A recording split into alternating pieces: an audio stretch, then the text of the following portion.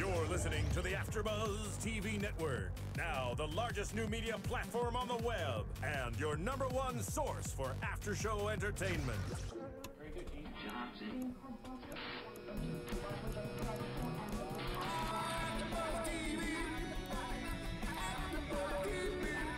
From the AFTERBUZZ Studios in Los Angeles, California, presented by Maria Menounos and Bing.com, and streaming live thanks to Akamai Technologies. This is AFTERBUZZ TV Sleepy Hollow After Show. We'll break down tonight's episode and get you all the latest news and gossip. And now, another post-game wrap-up show for your favorite TV show. It's AFTERBUZZ TV Sleepy Hollow After Show. Oh yeah. Ow! Hey everybody, Bing is for doing, and we are here doing a Sleepy Hollow after show. This is episode 101, the pilot, the very first episode. Oh yeah, let's just let that breathe for a second. The very first episode of the show. I am Matt Lieberman, and joining me is the fantastic and talented Miss Jacque Borowski. Hey! And joining us on the panel and in the booth is the super funny, hilarious Mr. Stephen Lemieux. Hey guys, good to be here. Enjoying the show. Yeah. So such a fun pilot. We got so excited when we watched it, and apparently a lot of other people did too, because over 10 million people tuned in to watch it live Monday night. So we're excited to be doing this after show, and we're going to be doing it all season long. So much to talk about. So many cool things. We got a kick-ass Terminator horseman. We got creepy covens and supernatural badness. We got the end of the world coming. We have a potential budding romance. And we have Johnny Cho. And we have John Cho for one episode. 1 second, yeah. We had him for one episode, but we get Orlando Jones all season long, maybe, unless he dies too. And we got Clancy Brown for an all too brief quarter of an episode. I love him, you know, Highlander, and of course he's the only Lex Luthor in my book. He did the animated Lex Luthor voice, and he's just the baddest. He's great.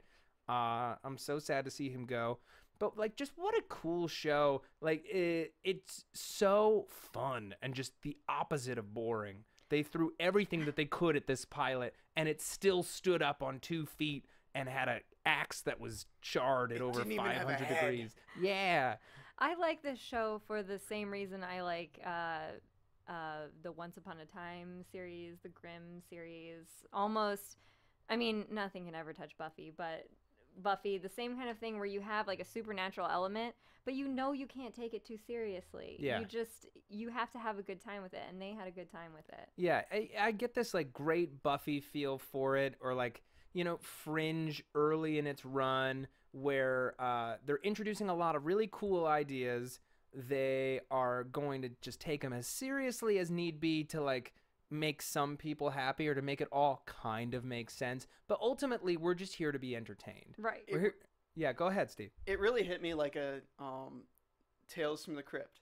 I really like the kind of comedy it has, and it doesn't take itself too seriously, but the cinematography is amazing, and it just looks really, really good. Yeah, or supernatural even, just like when you lose like the punk rock metal angle of it, and just make it a little bit more classical, and kind of like, it has that, it's the Kurtzman Orky effect, where it's just very, very kind of just pop culture, popcorn fun. Yes, it's very pop culture-y, which I compared this to Hocus Pocus, and since I am a little bit older than the gentleman in this room, Lies. They were like, what is that? No. Watch Hocus Pocus. Steven was like, what is that? I know what Hocus Pocus is, okay? Yeah, just throw me under the bus, Matt. Thank you. Sorry, I will, because I know what Hocus Pocus is, okay? Sarah Jessica Parker was the hot one of the 3 witches. She was the hot and Bette Midler was Chief Witch. She was Chief Witch. Yeah. It had witches. It had, like, people coming back from the dead. Yes. It had a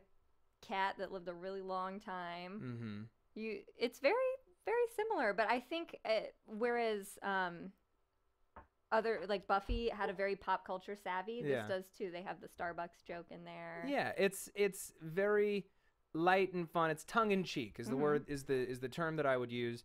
And we open in 1781 in a battle in the Revolutionary War. Ichabod Crane, you know, he's in the thick of it. He's killing dudes, and then all of a sudden, like, creepy horseman rides up. He's got his broadaxe. He's got this weird mask over his bald head and kind of like dull, glowing eyes.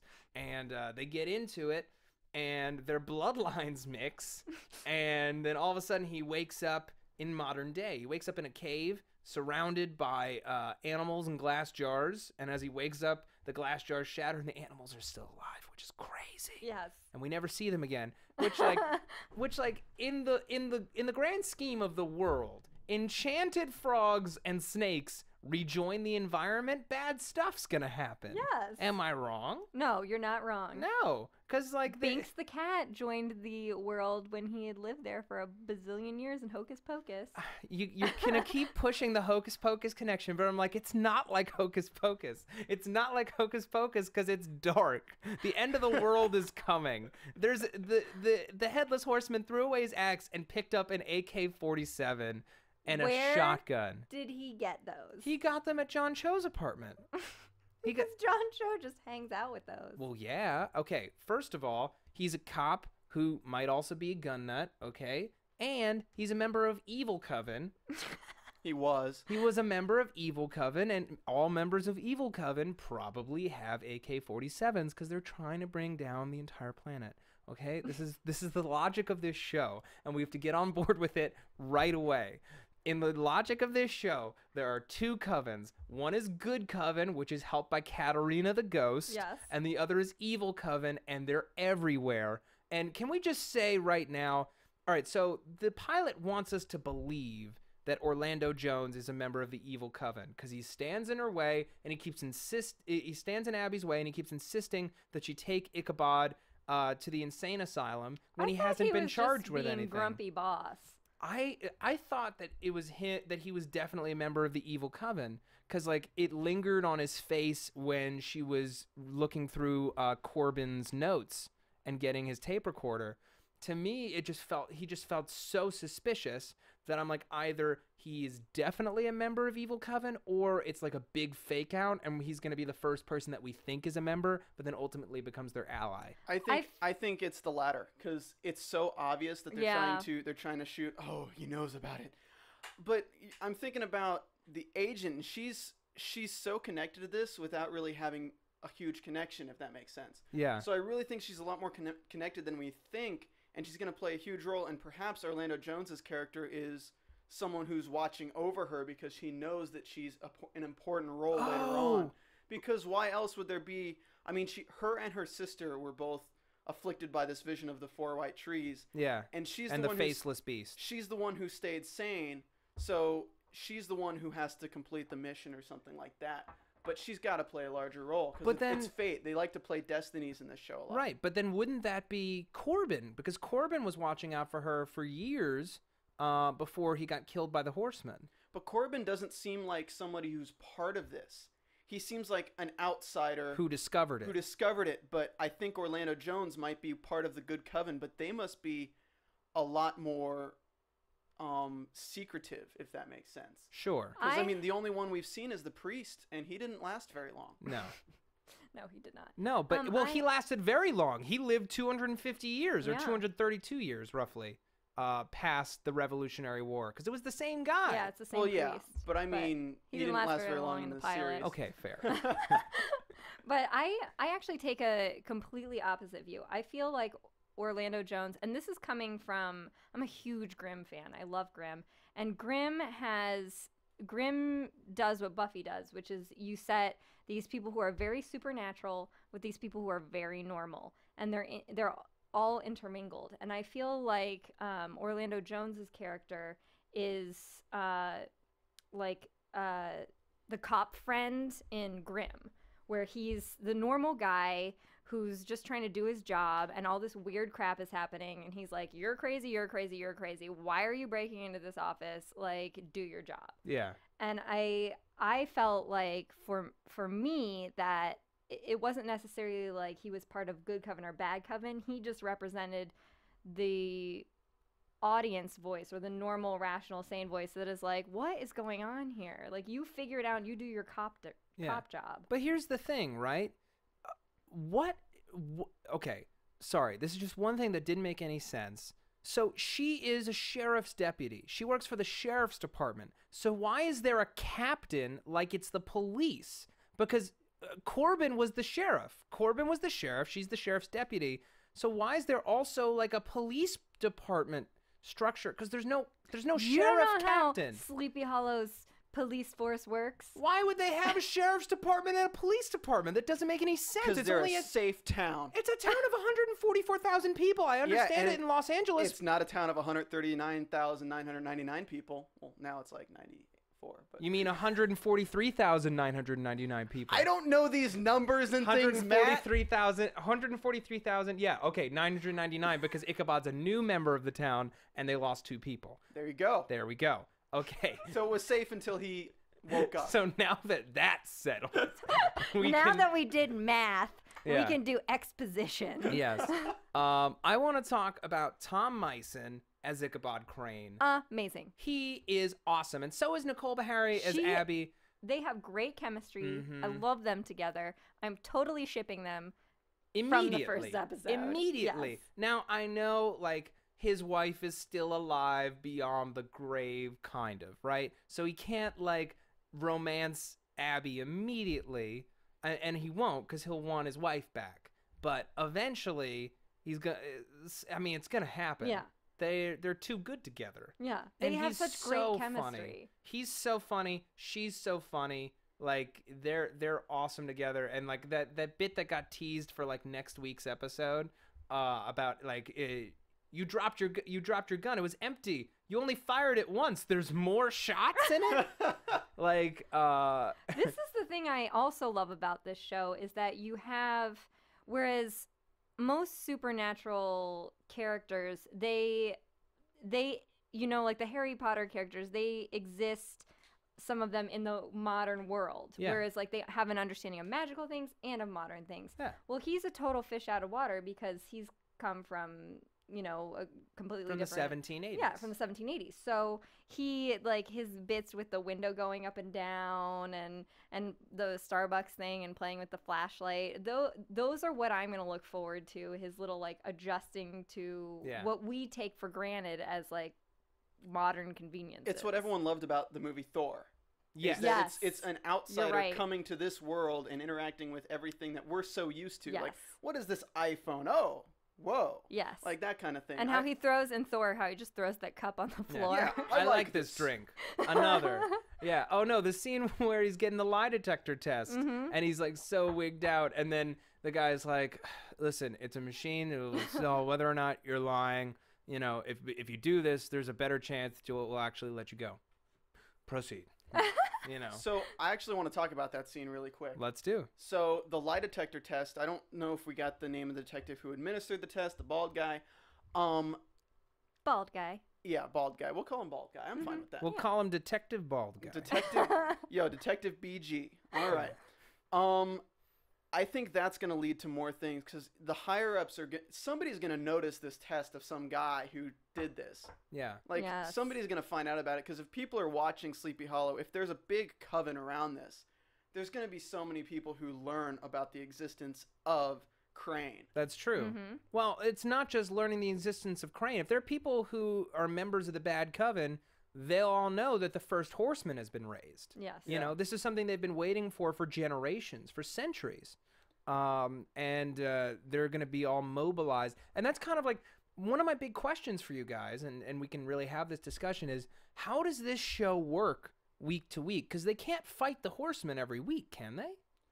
No, I think the show did itself a service when it sets up this good coven, bad coven, and it basically, at the end of the episode, he says that there's the two of us are basically these like prophets, The witnesses who are, they're kind of like prophets in the Bible, and they have to deal with multiple supernatural things. So they've set it up where it's not just about fighting the horsemen, but it's about all of the events in the apocalypse, and we've added this other supernatural coven element, so you're in the middle of some sort of basically witch gang war. Yeah. There's also I one. want to watch a witch gang more. There's also another layer too, is that Elizabeth Crane is still alive. Sorry, Katrina. Katrina, yeah, Katrina. sorry. I always think it's Elizabeth for some. Everybody old and timey and female Has is Elizabeth. Yes. When was she born? What, before 1900? Her Oh, you name's mean Elizabeth. Yeah. Exactly. Well, she's still alive. And Well, in the ghosty realm. In Ghost she's World. stuck in like limbo. she's stuck in limbo, but we don't know if she still has a body that's alive. And She has a body. We don't know where it is. I think if we're gonna get a big reveal about Orlando Jones, it might be that Orlando Jones has her body. Well, that to in me, his cupboard. that is far fetched. Hey, This somebody's is got. coming from Matt, who gives the craziest under the dome theories. I know, but that to me, I'm just like, why on earth does he have Katrina's body? That's silly. Sorry. We do know that her body though isn't where it's supposed to be. No, it's not buried in her grave. I don't think that she has like a corporeal form anymore. Okay, I don't think that there's actually a real body that's left, but I do think she can get one back. I think that her body is somewhere. I think You that's think it's preserved after 230 No, not years? preserved, but I think there's going to be an issue of where are her bones if what's buried in her grave is the Headless Horseman's head. Right, which like, so when the horseman gets his head back, he's complete, and then he can raise the other horsemen. What? Well, I explained. Okay, so Yeah, please explain. Jacque did some research on the Legend of Sleepy Hollow. And I did research on the the Legend of Apocalypse. Sleepy Hollow and on the Apocalypse, and there are 4 horsemen. There's Conquest, which is on the white horse, War, which is on the red horse, Famine, which is on the black horse, and Death. This is Death, and he's on the pale horse. Okay. And Death is supposed to be the last horseman to come. The first one is Conquest, that is basically announcing that, like, some people interpret it as the Antichrist, the person who announces that the apocalypse is coming. So Death is supposed to be the last horse. So my question is, it would be cool if they also have these other horses out there somewhere. Okay. So you're saying that the other horsemen may have already been raised, they just Yes. haven't been all united yet. Yes. And we may be further along in the apocalypse than we possibly thought. Right, because my thinking was, you have him first come up in the 1700s, and then he gets like stuck and buried underground. Yeah. Well, it's like, why now, and what has happened in between there? And I suppose that's what they're going to strive to answer is, why did the horsemen come forth now? Why did this need to happen now? Like, what has been happening since then that raised the that horsemen. raised the horsemen? Yeah. Well, I'm sure we will find out. And I guess what I want to know is, how does the sheriff or police department classify Ichabod? Like, is he a consultant on crimes that may pertain to supernatural stuff? Or is Abbie just working outside the law every week to help solve these cases? Where is he staying? I mean, is he staying at her place? I mean, that's going to get pretty personal pretty quickly. Yeah. There's a lot that we don't know, and I think next episode is going to be a lot of kind of building the framework of the show, because they had a lot to unpack in this pilot. Right. A lot of pilot stuff. Yes. Yes. God, I'm going to miss Clancy Brown. He is so good, and I would love to have him on the show, but I guess we're going to have him every week as voiceover from the grave as they go through all of his old tapes to find old crimes that need solving. I like that she's linked to this too, and he basically tells her we're like linked together. Yeah, we're connected. Yeah. Yeah. So I want to talk about something really quick about the storyline of the show. Do it. So basically, the Headless Horseman wants his head back so he can raise the other 4 horsemen of the apocalypse, of course. But then there is the demon, The Faceless Beast. The Faceless Beast, which was seen by her when she was younger, and the 4 white trees, which probably represent the 4 graves of the horsemen, which are going to be raised or something like that. So the demon has to have a corporeal form of something. Yeah. Because that's what killed John Cho. Yeah, well, of course, but I think it's got to be like somebody who can take on a human form, because I think that would make sense. And the fact that the horseman was actually freed from the coffin at the bottom of the lake. So somebody or something has to have freed the horseman from the coffin at the bottom of the lake, and then they probably weren't expecting Crane to be revived at the same time. Right. But I really think somebody's got to be a wolf in sheep's clothing at this point as to who, and actually be the demon underneath that. I don't know yet. I think maybe the demon can possess people. And, okay, here's a thought. So when Abbie and her sister stumble upon the 4 trees and the faceless beast when they were young, they black out. And then they wake up somewhere else, right? So while they were under the influence of the faceless beast, they might have been the first people ever to stumble upon it, or to stumble upon it in years. And any time that people stumble upon it, get close enough that the beast can latch onto them. What if it had the sisters dig up the horseman from under the lake? Maybe. Well, Ichabod would have been revived at that point Oh, when they were yeah. younger. Right. But what if they did something else? Yeah. Because, I mean, there's so many strings of disappearances, of murders and things like that. So if the demon has been... What if the demon was using this to look for him? Yeah. He's been looking for him by possessing these people through when they discover these things, because the demon's connected to the trees or something. Right. And now it's just he found them. Yeah. So my question is, who was he possessing when he found the Headless Horseman this time? We don't know. And where was the horse this whole time? Oh, the horse is just magic. The horse is not a real horse. The horse it's a magic horse. You shine a light through the horse doesn't exist. It just has red eyes. Yeah, you can't ride the horse. It's not a real horse. The horse flew in on a red eye. The horse is just an idea, man. You know, the horse isn't... He was sitting on that horse. The horse is just an idea. You know, it's like a concept more than anything else. I don't know. I don't have answers for you on the horse. That part I don't understand. But here's what I think. I think that the faceless beast's strength grows with each horseman that has been raised. Ooh. So it only had a limited range while the horseman was still dead. When the horseman was raised, its range got increased to potentially the whole town. And if all 4 horsemen are raised, then it can reach the entire world. And then it'll be unstoppable. So, like, they laid such a great bit of track for the whole series in this episode when they're like, he's like, you know, it speaks of 2 witnesses who go through a 7-year period of tribulations before the apocalypse and the war for the planet. I'm just saying, like, they're like, listen, this show is going to run 7 years if you watch it. So keep watching it, because by the end of year 7, we'll give you a payoff. But not until then. But we're letting you know now, this is your time investment. And then will be the second coming of Jesus Christ Superstar. No. Edit. Take that out. Edit. We're live to tape, Matt. I'm No, sorry. Jesus. The Headless Horseman is going to have a multicolored or Technicolor Dreamcoat. Yes. I mean, that I'm in for. Or how about Joseph comes in and Joseph is a warrior for good and he fights people with his Technicolor Dreamcoat?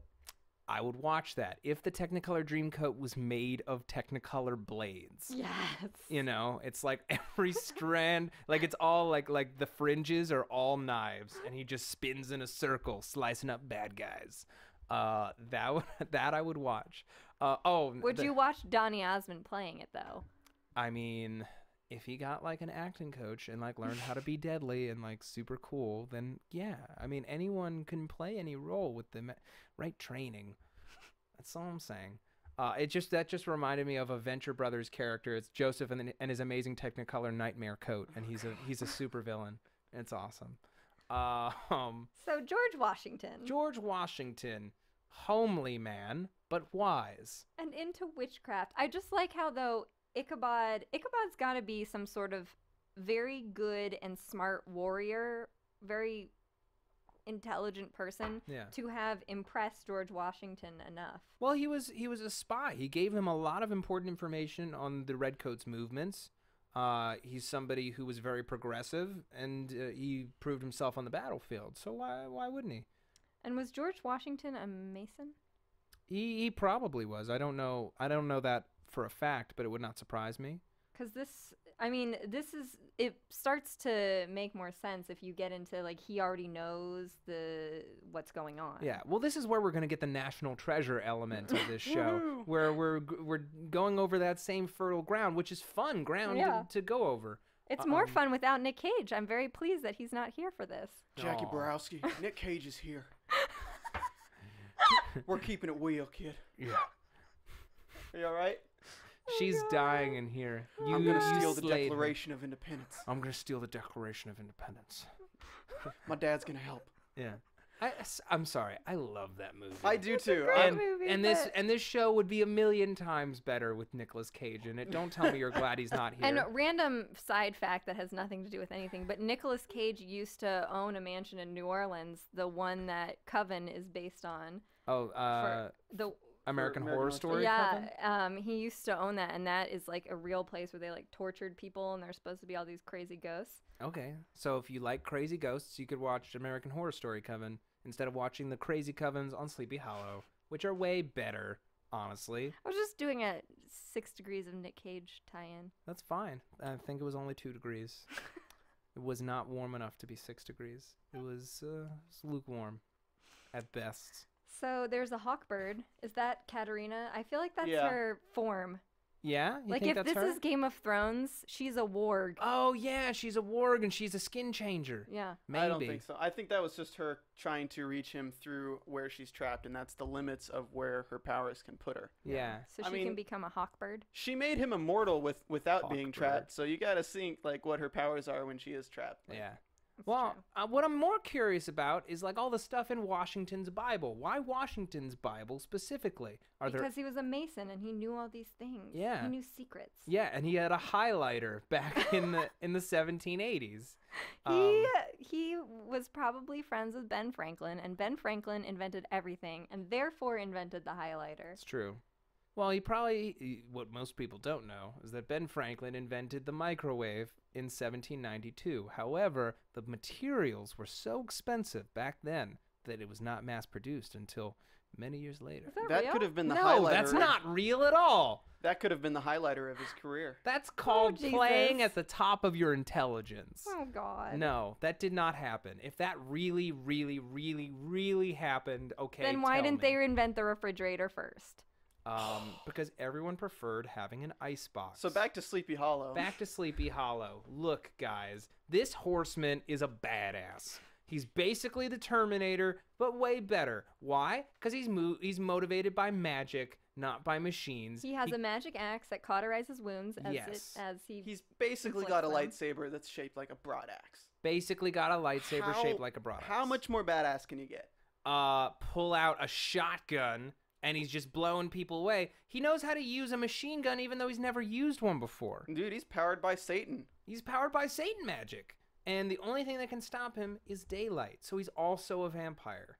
I do like that element, especially because Sympathy for the Devil seems to be like the theme song here. And I am also a big fan of Interview with a Vampire. Mm-hmm. And that's like a big song they play at the end of Interview with the Vampire. The legend of Sleepy Hollow was always that he couldn't trounce upon hallowed ground, and that he could not be out during the daylight. But he did trounce upon hallowed ground. He was on a churchyard. He didn't enter the church. enter the churchyard. Oh. He killed him from across the way, which, by the way, love that no horse crossing sign too. Oh yeah. Mm-hmm. I approve of that sign. I approve of that sign. One thing that I like about this horseman, right? He can't be reasoned with. He's just a force of pure death. He's going off somewhere, and where does he stay during the day? What happens to the horseman? Is he always? We saw him. We saw. Is he always corporeal? Where is he? He's always under the lake in that coffin. Yeah, I feel like he's like a vampire where he just goes and sleeps in his coffin. Well, they should go dig up the coffin so that he's outside. Well, then they'll find him, and then they can destroy his coffin, and then where is he going to go? But they can't kill him because John Cho told us you can't kill death. Exactly. And I guess. Well, And no, John but Cho Light couldn't kill can. death. But here's the thing, right? If you're on this I think show, he's just powerless in Light. I don't think Okay. it's that he dies. I think it's that he's not very useful. no, he got burned. Oh. He got burned by the light. He is a vampire. Yeah, that's what I'm saying. But like, you're on this show, and you're just sort of like, man, 22 episodes of night shoots. Like, they must have so many That's all-night what they did shoots. on Buffy. Yeah, it's true. Well, yeah, they did. Well, they were in interiors. No traffic on the 405. Exactly. Jesus. Okay, so John Cho gets killed. He gets his head knocked back. That by was the faceless creepy. base. Oh my Yeah. gosh. Super creepy. Yeah. He will be missed. I'm wondering if there's some way to communicate with him from beyond the grave. Maybe if he goes to that world between worlds with Katrina. It's Katrina? spelled Katarina, but he says Katrina. Okay. Yeah. Oh, Ichabod. Right. You're Ichabod. You're so funny and smooth. Which he also, Washington Irving, who wrote The Sleepy Hollow, also wrote Rip Van Winkle, which is in the same like series of like stories when he put them out. Which this also made me think of Rip Van Winkle because he wakes up in later time period. Yeah. Things have changed. Yeah. Imagine this from his perspective, right? This is like an oppressive future kind of police state with crazy weaponry and light sticks. And payphones don't work. Yeah. It's weird. It's a weird place to be. Okay. And women wear pants. Yeah, women wear trousers. That is effed up. Oh, yeah. Actually, it's that great. Conversation It's in the pretty jail. awesome. That conversation in Was jail so funny. was really funny because and it just showed Nicole, I don't know how to pronounce her last name, Bahari. It showed her acting chops because he's saying this and she's keeping a straight face and she's like, and he's like, oh, like he says something about being offended. Yeah, she's no. like, He's like, you think that I approve of slavery? I'm offended. and then she's like, wait, hold the, what? You're offended? And that little interchange, I was like, those two, they've got a really good chemistry going on, and she understands those simple beats and how to play them. Exactly. And I could watch the two of them, you know, argue over a phone book. I could watch them for 22 episodes. Yeah. Well, 7 times 22 is what? That's 114, 140, 154. More math. Things Math, I'm not 154. I think it is 154. Okay. Welcome to the Sleepy Hollow Math Show. yeah, where everyone does math. No, I'm Okay. totally wrong, I think. Yeah, probably. It's okay though. You're allowed. We're not mathematicians here. We're not mathematicians. We're okay? math magicians. Yes. Because we're in the good coven of math. Yes. So hopefully, let's move on to predictions. Yeah. All right. Yeah. Let's do that. Because I got a lot to predict. And now, your AfterBuzz TV. Oh my god, the lights. So next week, we're going to get a lot of the framework of the show established. And I'm hoping that we meet at least one good coven member who will be an ally to Ichabod and Abbie moving forward. You know, it's probably going to be a little while before we meet her sister, and that's probably going to have some kind of big reveal. Oh, yes. Yeah. Whatever her sister remembers from that day is going to be massive. I also want to see what happened to the Horsemen and kind of get a sense, like sort of like on Buffy, where, you know, they'd go back to the lair and then they'd argue, you know, it'd be Spike and his lower vampires. Like, there's got to be bad coven people carrying out stuff for the Horsemen. Yeah. So I want to see a bit of that. I want to know what side Orlando Jones is on. Yes. So that we can know whether or not we like him or we like to hate him. I want to know now so that I don't have to be confused, because no viewer wants to be confused about who they like and who they don't. It's true. Yes. Jackie, what do you think? I really hope that we're going to get more, because the people in these covens have to have secret identities. Yes. So I'm hoping we'll get more information on that. Maybe more information on the priest and how he could live that long and then just be dead. I feel like he's some sort of wizard.